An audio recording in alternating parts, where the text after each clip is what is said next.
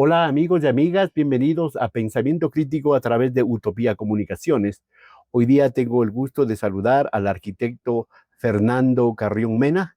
Él es catedrático, es investigador y dedicado al asunto de la seguridad en nuestro país. Fernando, gracias por estar aquí. Yo con temor te llamé porque siempre hemos conversado telemáticamente. Gracias por estar aquí, esta deferencia. Yo cuando te llamé, Fernando, te dije, ¿cómo estás? Y tú me dijiste, mejor que el país. Ahora quiero que me digas, Fernando, que me digas ese diagnóstico. Y yo me siento muy bien, alegre de que tú estés bien y se te nota bien, pero ¿cómo está el país? ¿Cómo está el país del Ecuador en este momento? Bueno, primero, muchísimas gracias por la invitación, tocayo, ya que tenemos el mismo nombre. Sí, cuando me llamaste te hice esa broma, un poco para resaltar los problemas que está teniendo el país, que son de varios tipos, ¿no? Uno, el que estoy trabajando yo este tiempo, que es el tema de la violencia, que es impresionante. Yo estimo que si las tendencias de estos 2 primeros meses siguen exactamente hasta finalizar el año, Más de 10.000. vamos a tener una tasa de 56 homicidios por 100.000 habitantes.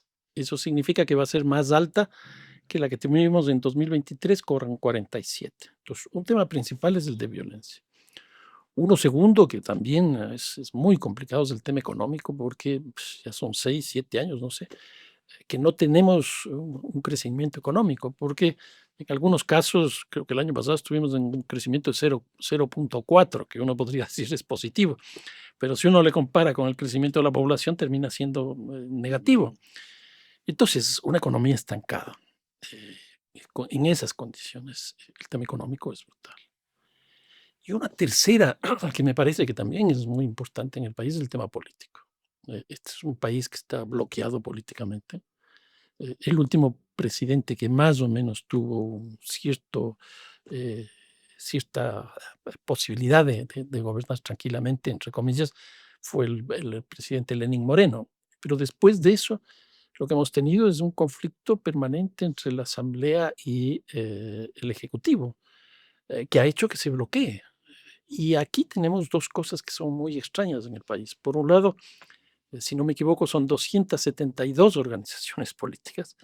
Es una locura, operadores políticos con esa cantidad, que me da la impresión que esto se trajo en la Constitución desde la experiencia ¿Y española. cuántos de estos partidos y movimientos son orgánicos, por Bueno, a ejemplo? eso vamos, a eso vamos. Entonces, ¿qué es lo entonces, por un lado tenemos esta dispersión de 272, pero por otro lado tenemos una polarización, que uno diría es contradictorio, porque dispersión y polarización no, pero si uno ve, por ejemplo, en estos últimos periodos políticos, llamémoslo así, eh, nosotros ADN no tuvimos en las elecciones pasadas, recién tenemos.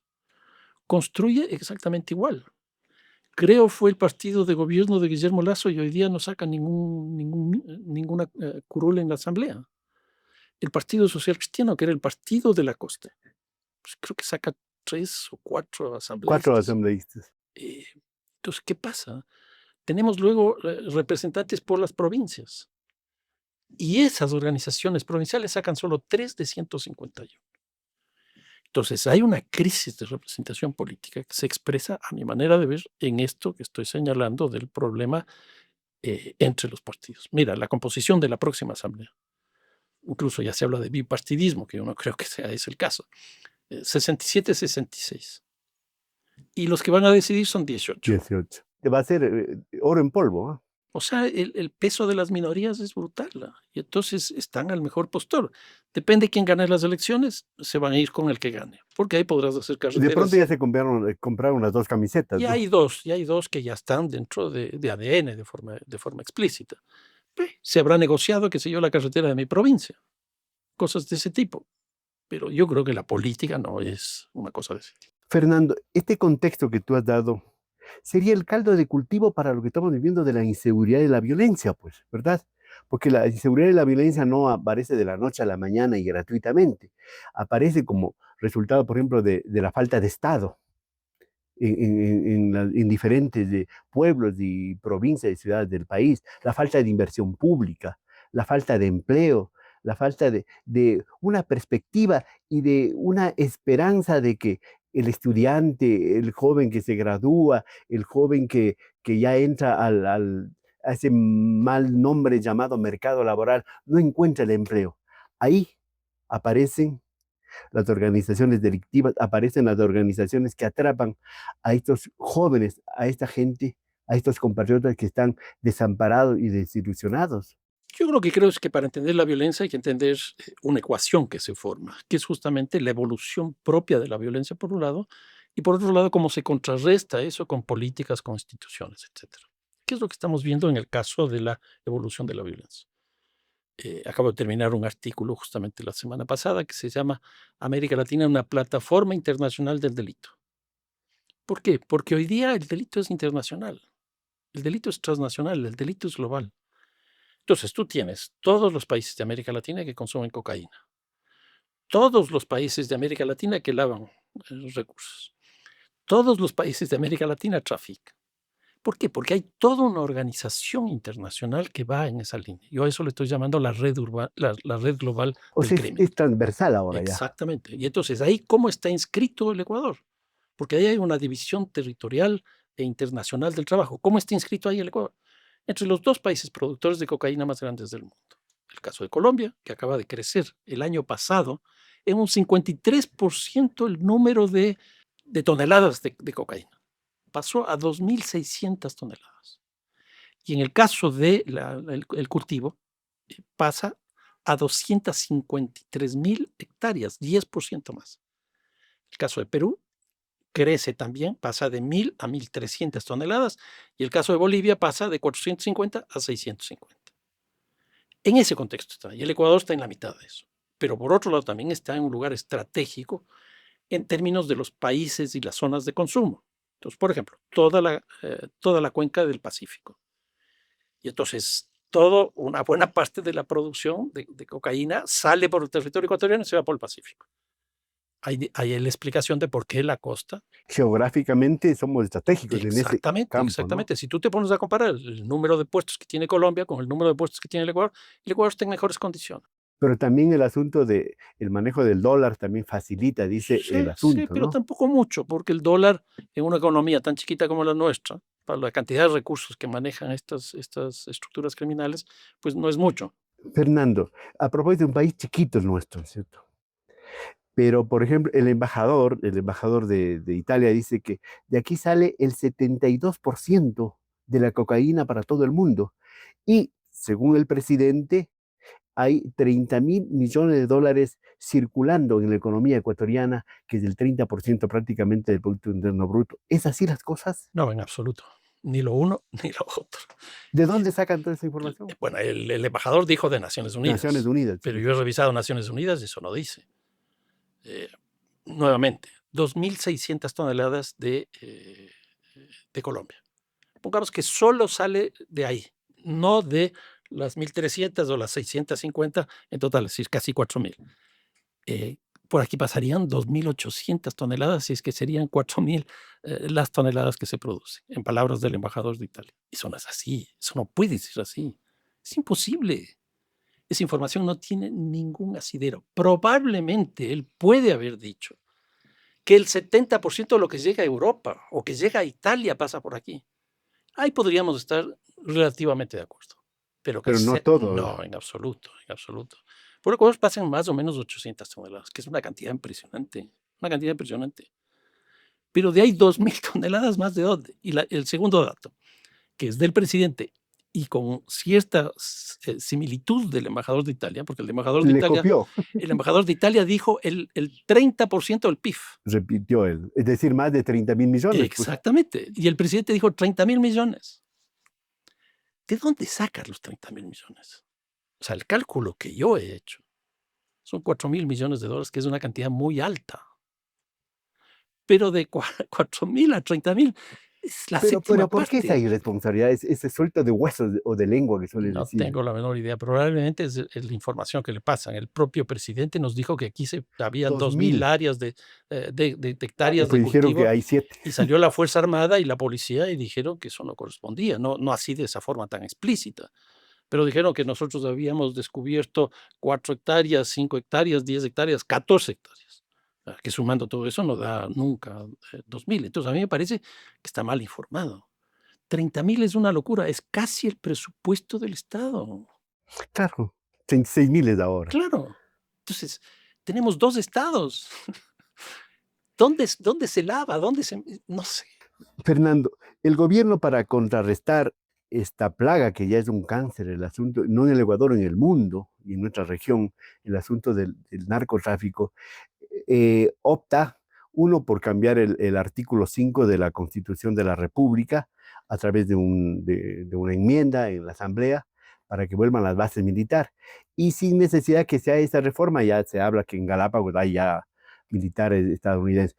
También busca la cooperación militar internacional. La Asamblea acaba de aprobar un exhorto, ¿no? Un exhorto dándole vía libre al gobierno.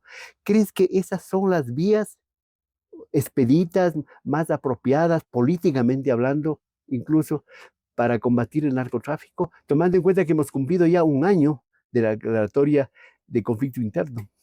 A ver, yo lo que creo es que en una campaña electoral como la que estamos, ¿Se presta para todo? o sea, todos los actores están inmersos en una campaña electoral, de lado y lado. Entonces, por ejemplo, en el caso del presidente de la República, plantea esto de las bases militares, que tiene una gran aceptación popular. O sea, de la gente que ha hablado, las encuestas que he visto, tiene una gran aceptación popular. Pero eso ya le falló, porque el tiempo no le daba. Él lo que quería es que para el 13 de abril se haga el plebiscito por las bases Conjuntamente. militares con las elecciones, de tal manera de que vayan juntas las dos cosas y él tenga un apoyo ahí. Eso ya no es posible. Cuando uno hace una observación de los datos de la base militar de Manta, De Manta. la base militar de Manta se va en el 2010 y lo que nosotros tendemos es una tendencia creciente de la tasa de homicidios desde 1980 hasta 2010, que llega a tener 17.8 homicidios por 100.000 habitantes. Sale la base militar de Manta y no quiero decir que esta es una consecuencia, pero la tasa de homicidios cae en el 2017 a casi 6, un poco menos de 6 homicidios por 100.000 habitantes. Y no hay que ser muy inteligente para hacer una deducción en última instancia, ¿no? Pero yo creo que no hay que asociarlo uno con lo otro. Además, se va la base militar de Manta de aquí y se construyen 2 en Colombia para los mismos fines. Entonces, ¿qué es lo que hay ahí? Si nosotros vemos, la población es la principal víctima de la violencia. Entonces, la población reacciona con la lógica esta del diente por diente, ojo por ojo. Entonces, si a mí me mataron, pena de muerte. Si a mí tal cosa, pena de muerte, etcétera, etcétera. Si es que podemos traer marcianos, mejor. La población está en esa línea. Entonces, eso le falla las bases militares y decide ir por una cosa que no necesita una reforma constitucional y según la Corte Constitucional ni siquiera necesita que la Asamblea se pronuncie. Pero sin embargo, como estamos en campaña electoral, le pide a la Asamblea que se Le pronuncie. pone contra la pared, ¿no? De alguna manera, pero me parece que la Asamblea sale bien, porque de alguna manera le dice, le aprobamos y ahora veamos si lo que usted dice tiene sentido. Pero que tiene un mes y medio para que tenga el efecto político. Entonces, yo tengo que definir con qué país, qué tipo de militares voy a traer, qué tipo de asistencia va a venir, a dónde les voy a poner, voy a hacer esto, voy a hacer... No hay. ¿Tú crees que los Estados Unidos, que está ahora con el asunto de Ucrania, que está con el asunto de Israel, que está pensando en el Golfo de México y otras cosas, mande marinos, mande militares acá a controlar las calles ecuatorianas o Europa, que también está en sus propios problemas? ¿Crees que manden? Pues yo te diría una cosa distinta. Yo creo que deberíamos nosotros plantearnos de si el Ecuador necesita cooperación internacional o no. Puntual. Exactamente. ¿A qué voy yo? Si lo que te decía hace un rato, que América Latina es una plataforma internacional del delito, ¿cómo se enfrenta a eso? ¿Se enfrenta con cooperación? Yo creo que no. A mí me parece que eso se enfrenta con integración. Es un cambio brutal. Pero ¿qué es lo que ocurre? La integración en América Latina está en una crisis brutal. Hablemos incluso, si es que es de América Latina, la OEA está en crisis. La CELAC, que tiene creo que 12 años, no logra despegar. UNASUR lo hundieron. Quizás lo único así que más o menos funciona es el SICA en Centroamérica. Entonces, ¿qué es lo que yo diría? ¿Por qué no se hace una especie de UNASUR o el UNASUR mismo? Y en ese contexto se plantea una política antinarcóticos de Sudamérica al menos, que parta por la definición de los tipos penales. Es lo que llaman la armonización legal.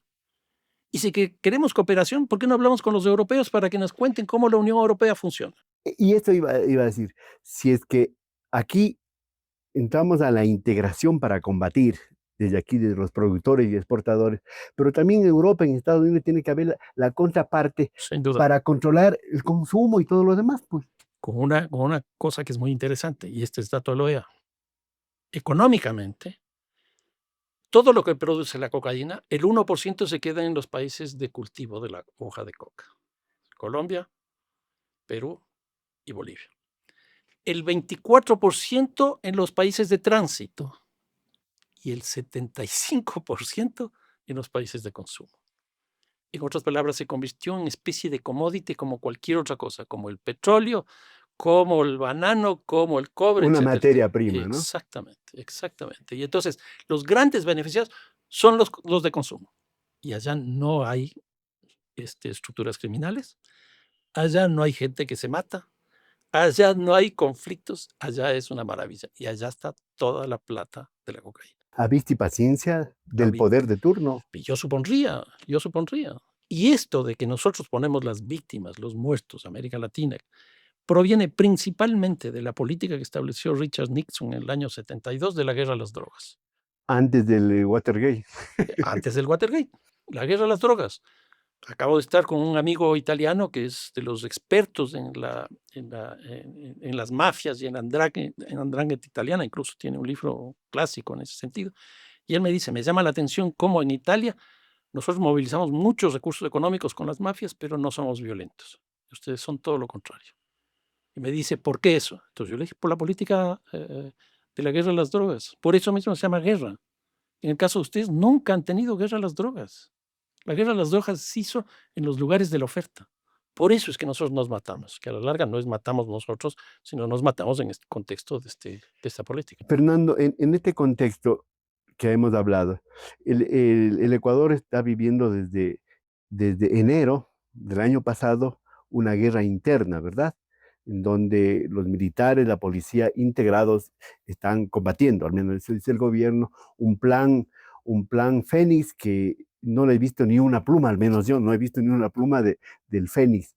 ¿Qué piensas? ¿Qué ha pasado en todo este tiempo? ¿Y qué está pasando ahora mismo con la policía, con las Fuerzas Armadas? Porque tú sabes perfectamente, el nuevo ministro que reemplazó al ministro Buenanio, ¿no? Que duró creo que 5 días, un general de la policía, ahora está el que era director del ECO 911, pero él un poco se ha confrontado con la policía como que reprochándoles que no están haciendo nada, pedir la renuncia de 10 generales, no sé en qué termine eso, seguido un comunicado del Comando Conjunto de las Fuerzas Armadas. ¿Cómo leemos eso? ¿Hacia dónde apuntan todos esos tiros? A ver, yo lo que te diría, si nosotros vemos simplemente los datos desde que el presidente Noboa asume el Ejecutivo Nacional, que fue a fines del mes de noviembre, 23 de noviembre. ahí tuvo una tasa de homicidios de 47.6, una tasa muy alta.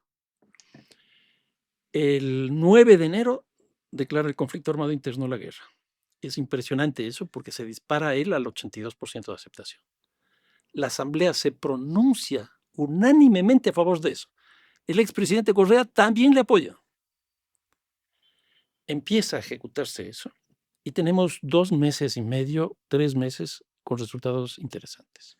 Hay una caída de la tasa de homicidios. La explicación que yo doy a eso es que, por un lado, lo que tenemos es el efecto de la propia política, es decir, las Fuerzas Armadas y la policía trabajando juntos, pero por otro lado, la impresión que yo tengo es que las estructuras criminales, 22 que fueron declaradas como terroristas, decidieron retirarse de ese conflicto.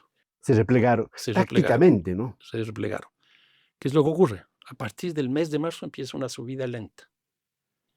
Y en octubre se produce un quiebre básicamente por 2 cosas. Uno, la crisis eléctrica.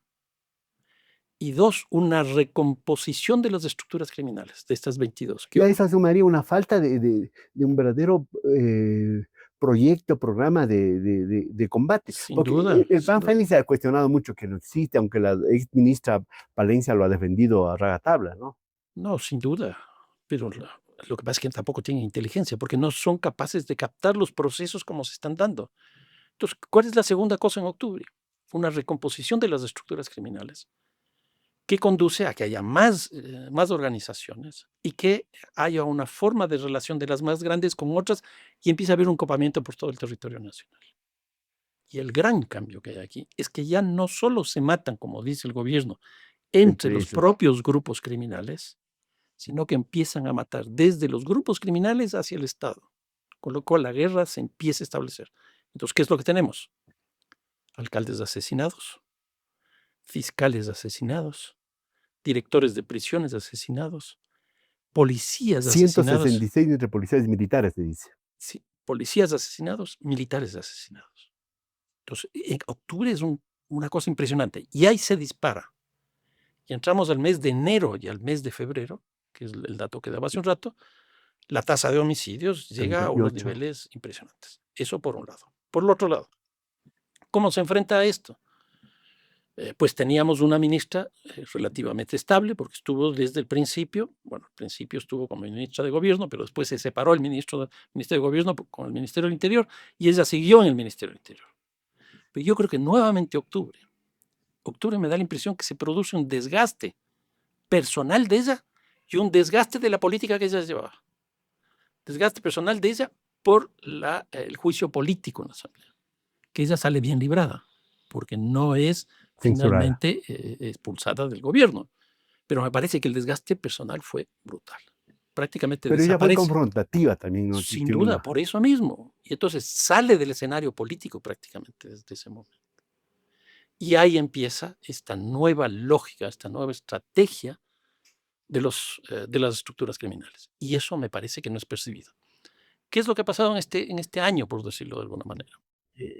Una de las cosas, después de las elecciones que tuvimos, el presidente hace una reestructuración de su lado. Básicamente 4 cosas, creo. Que son interesantes, pero chistosas. ¿Por qué esto? Porque, por ejemplo, el ministro de Salud Le saca de aquí, le pone acá. le pone a un abogado, que es un abogado personal de él. El ministro de Economía es reemplazado por el ministro de la Producción. Producción. Y el ministro de la Producción es reemplazado por el viceministro de la Producción. Entonces, si uno se pone a ver, no hay cambios. En el caso del Ministerio del Interior es exactamente igual. Sale la ministra y entra el El segundo. viceministro. Y entra el segundo. Dura 6 días. Y ahora entra este que viene del ECU 911, como decías tú hace un rato. Es decir, no hay cambio. Y entra planteando un conflicto a la policía, pero que a mí me parece Al no haber absurdo. ese cambio, porque simplemente es una especie de promoción, se Sí, promueven sí, internamente. sí. Entonces, no hay nuevas ideas, pues, no hay propuestas, no hay iniciativas.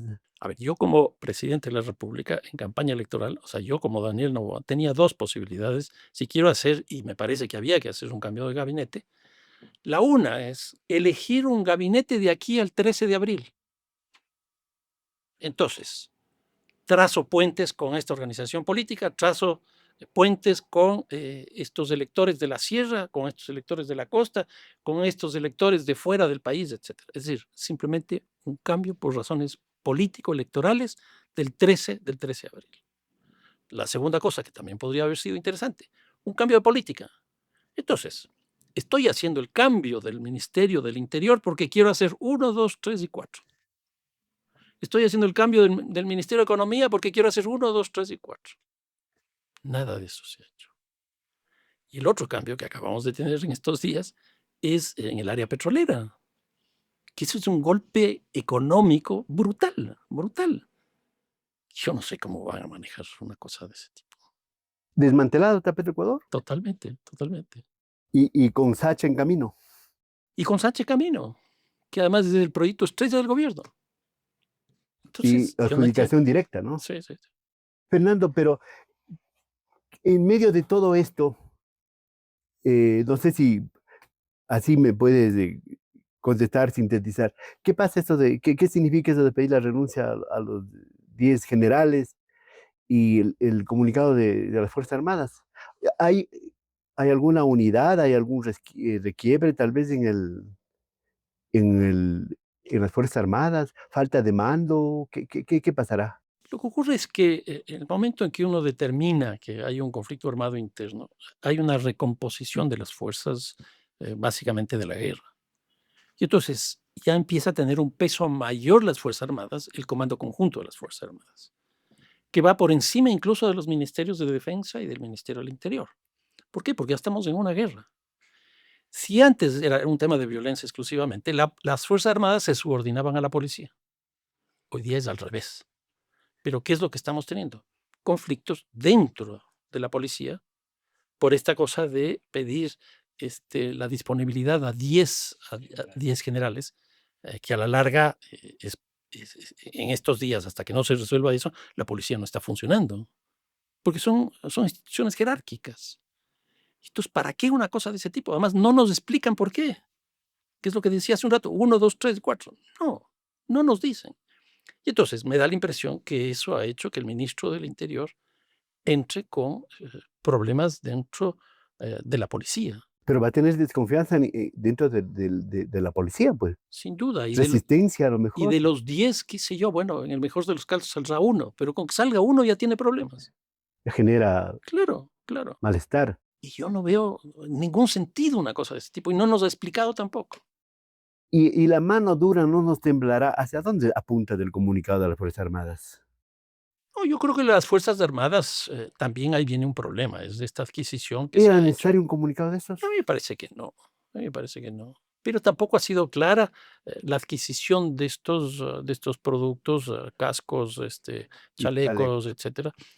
Da la impresión ahí que hay por lo menos un pronunciamiento de una de las ramas de las Fuerzas Armadas, que son las que finalmente van a usar este tipo de instrumentos que no están a gusto. Entonces, si de todas maneras se impone de que está bueno y las Fuerzas Armadas creen que no está bueno, pues va a haber pérdida de seguridad. El señor Lofredo, ministro de Defensa, ¿no ha estado a la altura de las circunstancias? A mí, a ver, no es fácil una situación como la que estamos viviendo, pero ahí se necesita gente que conozca de los temas. Y yo no sé, por lo menos yo he revisado la formación, las actividades profesionales que él tiene y vinculado esto con las fuerzas militares, con la defensa, etcétera. A mí me parece que hay ahí problemas. Y aquí yo podría decir por lo menos un par de cosas. Incorporar a las Fuerzas Armadas al territorio, a la calle, implica una cosa muy compleja, porque las Fuerzas Armadas básicamente tienen como misiones fundamentales el tema de la defensa de la soberanía y la defensa de la unidad territorial. Y entonces, pongo un ejemplo. Estaban 12.000 efectivos de las Fuerzas Armadas en la frontera norte. Y ahora que las Fuerzas Armadas tuvieron que entrar a las cárceles y tuvieron que entrar a las calles, bajaron 4.000 efectivos de las fronteras, están 8.000. Empieza a crecer sustancialmente la entrada de drogas Por ahí pasa, boliviana, pues, ¿no? obvio, obvio. Entonces tenemos, el año pasado se rompió el récord de incautación de Incautación. droga. Si el año anterior, el 2023, fueron 211 toneladas, estas fueron 294 toneladas. Y yo creo que aquí hay eficiencia policial. Pero creo que lo principal es que hoy día pasa mucho más droga por acá, porque nuestro control en la frontera no es el mejor. Fernando, este escándalo de los chalecos y los cascos que cuestan 35 millones en términos redondos, ¿verdad? Y que te ha cuestionado una empresa que ha sido eh, mal vista ya en la policía propiamente. Esto es en ejército.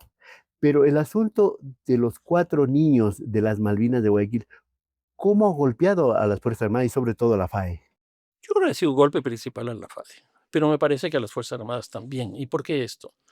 Porque, siguiendo el razonamiento de lo que estabas planteando hace un momento, yo creo que las Fuerzas Armadas tienen muy claras sus misiones. Esto que decía, la integridad territorial, la soberanía, etcétera, etcétera. Y les ponen a hacer otro tipo de funciones, para los cuales no están preparados, para los cuales no tienen logística, para los cuales no tienen doctrina. Entonces, salgo a un operativo, que incluso, bueno, ahí hay algunas discusiones, tomo preso a unos muchachos y no sé qué hacer con ellos. Si hubiera sido policías, los hubieran llevado a donde tienen que llevarlos. Estos no sabían a dónde llevarlos. Y entonces aquí viene un problema de fondo. A mí me da la impresión que lo que estamos viviendo nosotros es un proceso de policialización de las Fuerzas Armadas, por un lado, y de militarización de las policías. Yo creo que eso está produciendo un proceso de desinstitucionalización muy fuerte con los resultados que ¿Y a estamos dónde viviendo. puede llevar eso? A lo que estamos viviendo, a lo que estamos viviendo. Porque ya no están haciendo lo que debían hacer. El caso de las Fuerzas Armadas, por ejemplo, Tocayo. Recordarás el conflicto con el Perú.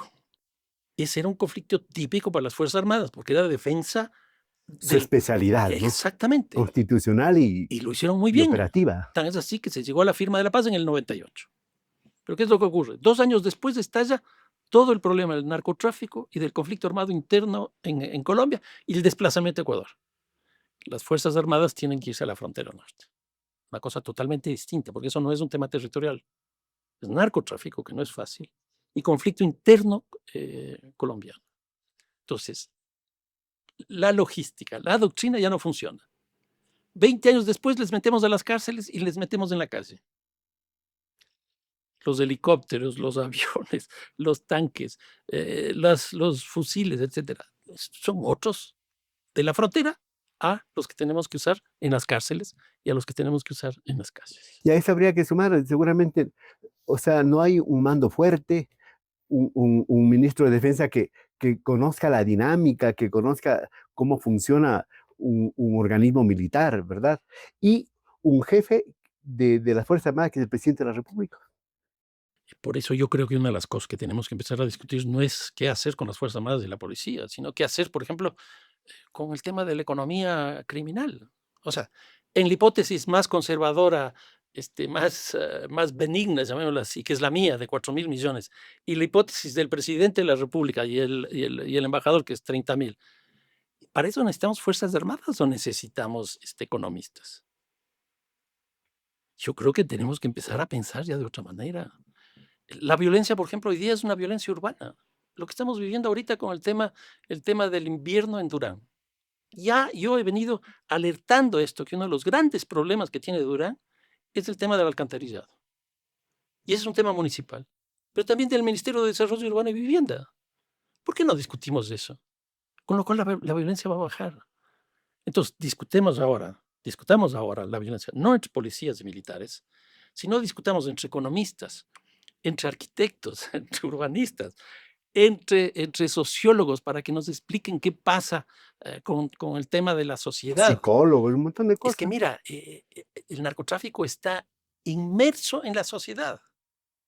El cálculo que yo he hecho, que ahora nuevamente debe ser conservador hasta oírle al presidente, yo sostengo que están 60.000 personas dentro de estas 22 organizaciones criminales. Y he comparado con las empresas que generan la mayor cantidad de empleo, hay una pesquera que genera 17.000 y una de mercado minorista, un supermercado, 15.000. Estos son 60.000 puestos de trabajo. 60.000. Una cosa impresionante. Entonces, ahí viene la reflexión de que, siendo necesaria la represión, siendo necesaria, si no existe una política social, una política de empleo, una política de educación, y no sé si cambiar incluso hasta un término, una política en términos culturales, ¿sí? En términos culturales para poder contrarrestar, porque solamente con fusiles y con esto, No, tenemos el ejemplo Colombia y México muy clarito, y no aprendemos. exactamente. Por ejemplo, en el ámbito cultural. O sea, una de las grandes cosas que tiene la juventud hoy día es el tema de las organizaciones criminales. ¿Por qué? Porque esas estructuras criminales han reemplazado a la institución de la familia. ¿Y cómo las reemplazan? Con patrones culturales impresionantes. Dinero fácil, vehículos impresionantes, viajes, etcétera, etcétera. Entonces, necesitamos antropólogos, necesitamos gente de cultura. Eh, el tema de los sociólogos para que nos expliquen cómo es esto de la organización social, para que veamos qué es lo que pasa cuando las familias entran en crisis, como está pasando en el territorio ecuatoriano, y la gente empieza a encontrar la inserción institucional, llamémoslo así, dentro de estas organizaciones criminales. Entonces, a mí me parece que eso hay que hacer. Por ejemplo, el caso, tú decías política cultural, política de educación, política urbana. O sea, nosotros sabemos perfectamente bien que un tipo de delitos se cometen en las zonas centrales y otro tipo de delitos se cometen en las zonas residenciales. ¿Por qué no están los arquitectos ahí? Estamos hablando de uso de Los suelos. delincuentes como que se especializan, ¿no? Obvio, Hay lo que vos decías, obvio. la división Del social del trabajo, trabajo dentro exactamente, de exactamente. de la Tan violencia. especializadas son que esta estructura criminal se especializa en robo de joyas, este en robo de vehículos, este en robo de computadoras, y todo eso tiene un tiempo y tiene un espacio. Y se sabe, y se sabe. Fernando, pero parece, yo te he escuchado varias veces porque vos eres un recurrente visitador de los medios, consultado, como que estás arando en el mar. ¿Por qué no escuchan? No tengo la ¿Qué menor idea, pasa? no tengo la menor idea. No eres el único, por supuesto. No tengo la menor idea. La verdad es que no. Porque, por ejemplo, el gobierno cuando hablaba del asunto eléctrico, él no le hacía caso a los ingenieros electrónicos y eléctricos, sino oía a otros sectores. Entonces aquí nos falta escuchar, ¿verdad? Sin duda, Nos falta sin ser duda. humildes incluso, Sí, sí, sí, sí, ser un sí. poco conscientes. ¿Eso pesará, tendrá alguna etiqueta del proceso electoral que estamos O sea, a a vísperas? mí me parece que sí, lo que te decía. Yo, presidente de la República, hago los cambios de gabinete que me parecen necesarios. Pero yo los hago tendiendo puentes. No lo leen bien, pues, ¿no? No lo leen. Entonces, por ejemplo, este candidato yo preferiría que me dé los votos de tal ciudad. Entonces, busquemos el ministro de esta ciudad. Porque hay una expresión geográfica territorial impresionante de las elecciones. Pero no hay eso, no hay eso. Entonces, ¿qué es lo que hago? Al ministro del Interior, volviendo a la cosa, el segundo a bordo.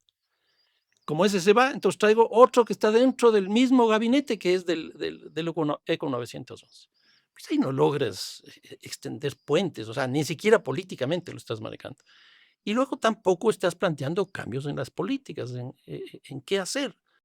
Y para corregir esto, y vamos terminando, Fernando, el- una asamblea constituyente, como que le están viendo como solución el presidente frente al fracaso, por ejemplo, de otras viejas confiables, ahora va al asunto de la asamblea constituyente. Él quiere una asamblea constituyente y de la noche a la mañana se reforma la constitución, como si fuera eso como soplar y hacer botellas, ¿no? Para resolver el problema de la violencia, nos ofrecieron que subiendo el IVA se iba a arreglar. Entonces se pasó del 12 al 15%. Ya tienen esos recursos. La violencia sigue subiendo. Nos ofrecieron que en la consulta popular, si aprobaban las 9 preguntas, la violencia se iba a resolver. ¿Qué es lo que ocurre? La violencia sigue subiendo. Las bases militares de Manta y la presencia de gente del exterior, la misma cosa. Y en cuarto lugar está la nueva constitución. Eh, ¿Cuánto tiempo va a demorar eso? ¿En qué términos se va a hacer? Nada de eso se sabe. Como tampoco se sabe de las bases militares, como de la cooperación militar. No se sabe. Pero se plantean estas cosas que tienen aceptación. El pueblo está inconforme. ¿Qué es lo que nos organiza? ¿Cuál es jurídicamente lo que nos organiza el país? La Constitución. Entonces, la Constitución es un desastre. Si nosotros cambiamos la Constitución, vamos a comer. Nos va a pasar exactamente lo mismo. Se querrá volver a los notables del pasado, dice, Me da los la mejores impresión, hombres, las me da la mejores impresión, mujeres. me da la impresión. O sea, un poco como hicieron la vía chilena, por ejemplo, que la primera sí fue con elección popular, fue un desastre esa cosa, yo estuve involucrado en ese proceso, y después decidieron hacer un cambio. Me da la impresión que pueden ir en esa misma línea. Ahora, si es que hay un plebiscito como debería haber, le puede pasar lo mismo que pasó en Chile. En Chile la gente votó en contra a la una constitución y en contra a la otra constitución. Un rechazo total. Sí, claro. Fernando, vamos terminando. Después de esta entrevista, ¿cómo estás? No, bien, sufriendo con mi equipo de fútbol también, que eso es parte de mi vida Que la liga. y de la liga, claro, pero no, yo estoy bien y estoy preocupado por el país, la broma que te hice, ¿no? Que a mí, No, no, pero caló bastante en mí, ¿ah? es que me parece que es buena, es buena. Y desde el día que te dije a ti ando repitiendo, ¿cómo estás? Porque te subes a un ascensor y es muy interesante, te conocen, ¿cómo estás? Tal cosa. ¿Cómo estás? Tú le preguntas. Todo bien, que es una respuesta muy brasileña esa, pero que nosotros ya estamos respondiendo. ¿Todo bien? Entonces yo le digo, ¿cómo puedes decir que todo bien en lo que estamos viviendo? Si esto no. Entonces ahí se me ocurrió, a la próxima vez que me subí al mismo ascensor, me preguntaron cómo estás y dije, mejor que el país. ¿Y qué diremos?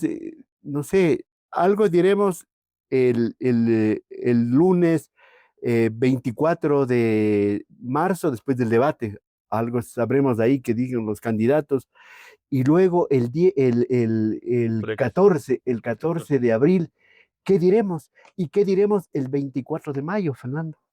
O sea, son fechas claves. Yo creo que el debate puede ser decisivo.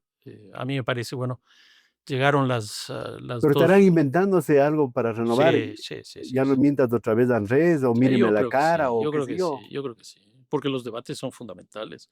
Y llegan los dos prácticamente empatados. Gana el presidente, pero el presidente no gana porque él no sale a decir que gana. O sea, me pareció una locura. Pues de todas maneras gana, y gana en Quito y gana en Guayaquil, pero no sale a decir gané. Entonces, ¿qué es lo que ocurre? Perdió. Entonces llegan al debate y eso va a ser determinante por la poca diferencia que existe. Y ahí va a ser determinante. El debate va a ser determinante el territorio, es decir, las posibilidades de que el otro entre en el otro lado, es decir, que Luisa González entre en la sierra, que Daniel Noboa entre en la costa. Entonces, el territorio es un gran elector. El asunto post-debate, porque va a haber unos 20 días O sea, prácticamente, los debates no son el día y la hora del es debate, el post-debate. es cómo procesas el debate. Y eso va a ser clave. Y por otro lado, otro de los elementos que es importante tener en cuenta es los votos blancos, los nulos y el ausentismo. Es más o menos 25.6%. Todo eso. Es una locura. Y yo no veo a ninguna de las dos campañas trabajando en esos dos espacios. Y luego tienes ya, bueno, por un lado el caso de Pachacuti. Pachacuti, que bueno, tendrá que pronunciarse. Yo creo que no va a ser fácil para Pachacuti eso. Y me parece que Cualquier decisión va a ser va a conflictiva. romper Sí, sí, sí, a sí, que Pachacuti, a ya ha la pasado CONAIE, eso. ¿no? Y el caso Andrea Agón. del presidente Correa, que también entró en un conflicto ahí absurdo con, Está pasando factura, ¿no? sí, yo creo, yo creo. A propósito que nombras vos a Correa, ¿Correa debe apagar su celular? A ver, yo creo que el Correa y el correísmo le da un piso bastante alto a cualquier candidato, 30-35%. Pero el propio Correa y el correísmo tiene un techo bastante bajo. Habrá que ver qué es lo que pasa. Ahora no es que se rompió ese techo, sino que se polarizó. ¿Un antinovoísmo? Hay un antinovoísmo y hay un anticorreísmo. Entonces habrá que ver todas esas variables cómo operan el 13 de abril. Fernando, ¿alguna idea que se te haya escapado y que yo también no haya perfilado? ¿Qué podrías decir a nuestra gente, a los que nos están mirando, a los que nos están viendo? ¿Qué, cuál es, no a nivel de pálpito ni pronóstico, sino algo que te salga del corazón para ver si este país algún rato lo podemos recuperar? No, yo creo que hay que escuchar bien a los candidatos, escuchar bien a las organizaciones políticas que están atrás, para en función de eso llegar el 13 de abril con un conocimiento de cuál de las dos opciones van. En principio, ojalá no sea un voto anti. Las segundas vueltas, en general, Tocayo, son antis. No sé si te acuerdas. Cuando Rodrigo Borja llegó a la presidencia de la República, ahí se decía, te odio Bucarán porque me haces votar por Borja. Y eso eran grafitis que estaban pintados en todo Quito. Y yo creo que, desgraciadamente, las segundas vueltas se definen por el anti. Y ahora tenemos anti-Correa y anti-Novoa. Y a propósito, con eso termina. ¿Vas a llevar tu celular al recinto electoral, Fernando?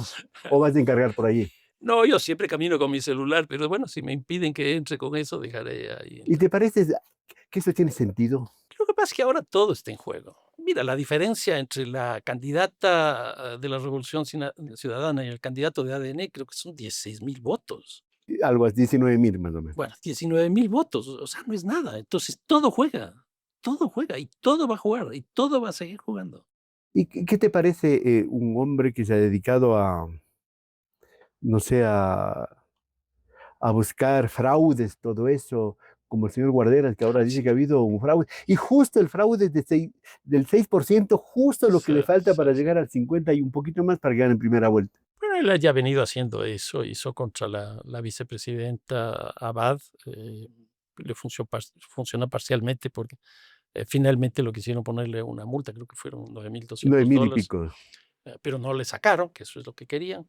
Y ahora, como ya no tiene nada que hacer, porque también él fue objeto de expulsión del... ¿Estás sin trabajo? Yo me imagino que entonces ahora ya tiene este trabajo.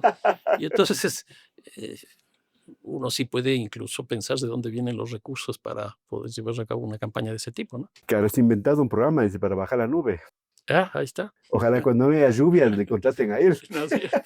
Fernando, muchísimas gracias. No, Gracias al arquitecto Fernando Carrión Mena, académico de la Flaxo, investigador y experto en seguridad, por haber comparecido aquí en Pensamiento Crítico de Utopía Comunicación, para hablar así cordialmente de lo que está pasando en el país y reírnos, no de nuestra desgracia, sino de otras cosas. Gracias, Fernando. no, muchísimas Señoras gracias y a ti. señores, muchas gracias. Hasta la próxima.